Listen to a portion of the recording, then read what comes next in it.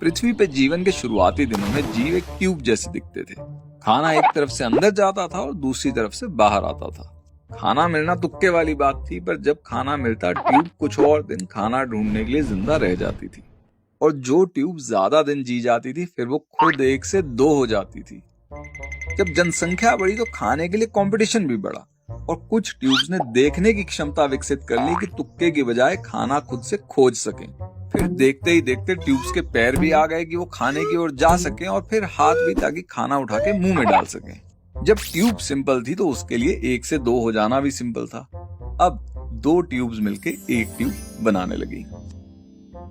अब खाना इकट्ठा करना, पार्टनर ढूंढना, बच्चे पालना, इस सब पेचीदगी को मैनेज करने के लिए ट्यूब को दिमाग भी विकसित करना पड़ा। लेकिन इसका एक साइड इफेक्ट भी था। अब छोटी ट्यूब बड़ी से पूछने लगी कि हम खाते हैं जीने के लिए और हम जीते हैं खाने के लिए।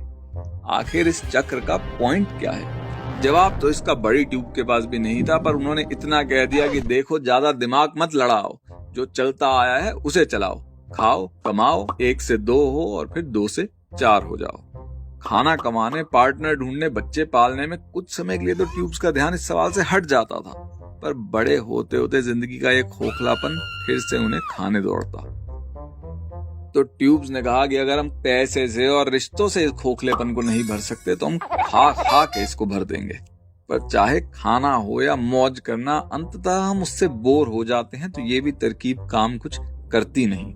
जो मुझे इसका तोड़ समझ में आया वो ये कि भाई, पैदा हुए हैं तो जीना पड़ेगा, जी रहे हैं तो खाना पड़ेगा। पर अगर हम दूसरों को खिलाने के लिए नहीं तो कम से कम खिलाते हुए जिएं, तो उनका एक दिन कट जाएगा और हमारी जिंदगी।